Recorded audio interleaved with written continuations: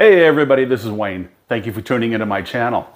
Today I'm going to be making a recipe that I didn't even hear of until about 3 weeks ago.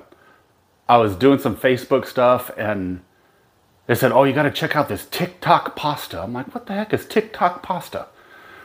Researched it, looked it up, like, hey, it looks good. Kinda. All right.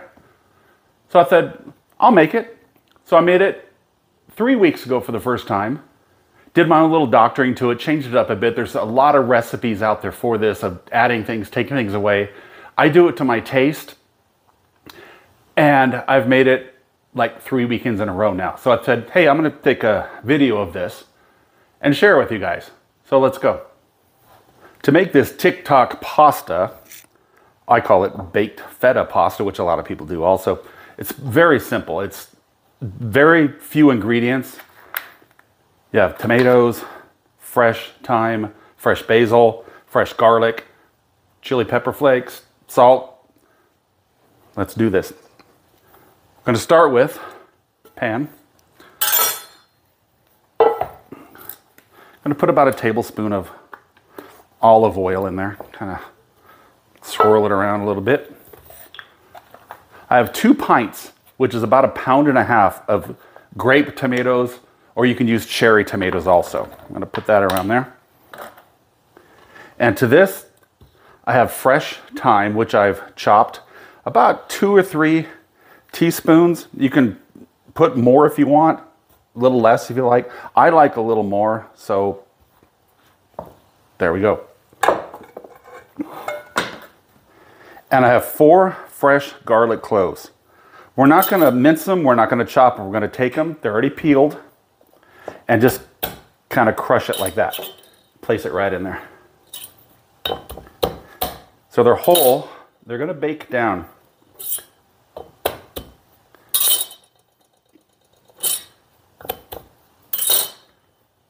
Then I have fresh basil, which I'm going to chop. Now I'm not adding this until it bakes for a bit. Now back to the tomato mixture. I'm going to put probably 2 teaspoons of red pepper flakes, a teaspoon of salt or so. And I forgot the main ingredient. I have feta cheese. Feta.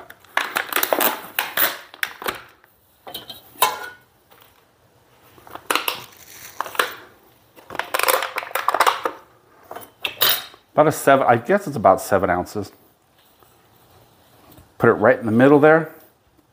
Gonna drizzle a little olive oil on top. Maybe another tablespoon.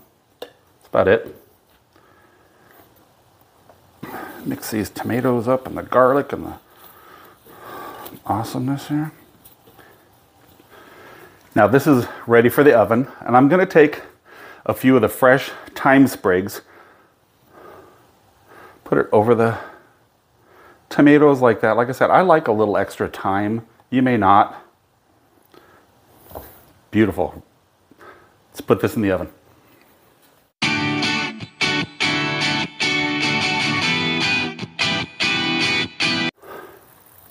Okay, this has been in the oven for about 30-35 minutes at 425 degrees. I'm going to take half the basil and sprinkle it around the tomato, back into the oven for 10 more minutes. Okay, the tomato and feta is back in the oven. Meantime, I have a pot of boiling water with salt in it. I have rigatoni pasta. I'm going to boil about 12 to 13 ounces of this for about 13-14 minutes. Okay, the pasta is done al dente. I'm going to pour this to the strainer. And under the strainer, I have a mixing bowl. You can use a other bowl, whatever you want, because I want to reserve some of that pasta water to mix. I'll show you. All right, pasta is done. Tomatoes and feta are done. Let's take that out of the oven.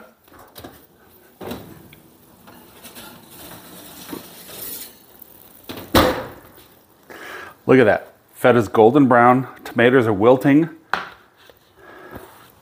First, I'm going to take these sprigs of thyme out here. I don't want to eat sticks. There we go. And I'm going to take this spoon and look at that cheese. It just kind of melts. Tomatoes are done. Now this cooked in a 425 degree oven for about 45 minutes. At the 30-minute mark, I took it out and added some fresh chopped basil.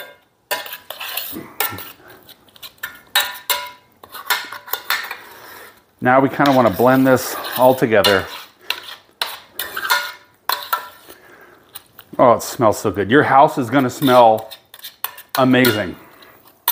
Now the whole garlic cloves I put in there that I crushed with no skins on them, when I smush them after they bake like this, they blend right in and add so much roasted garlic flavor. Awesome. And I'm going to show you right now where this pasta water comes in.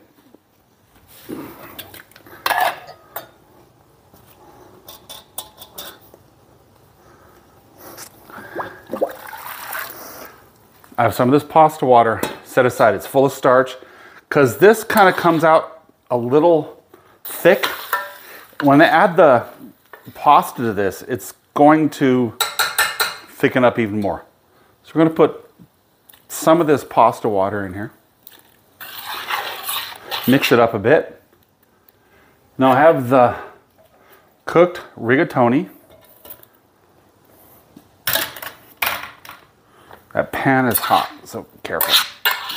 I'm gonna mix this up good.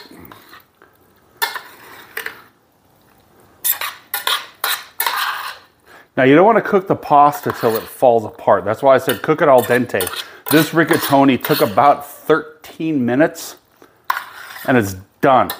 Test it first. One just fell on the floor. Freddie, my dog, will get that. Because when you stir this, if the pasta's too done, it's going to turn to mush and the whole plate's just going to be ruined. Not ruined, it still tastes good, but look at that. Beautiful. A little more of the pasta water. And like I said, the reason I saved the pasta water is because it's full of starch.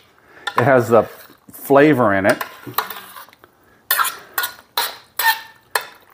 Look at this. This is ready to serve. You want to combine that well.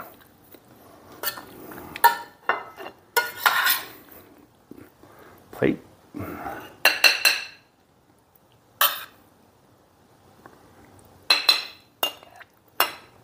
Look at this. And a little bit of the fresh basil on that. Delicious. Look at this. It smells so good. When you cook this in the oven, your house is going to smell like an Italian restaurant. It's fabulous. Let's give this a shot. A little tomato, some garlic.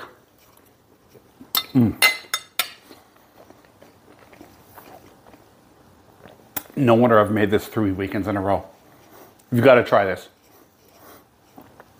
Please like the video, subscribe to the channel, keep up to date with everything I'm doing. See you next time.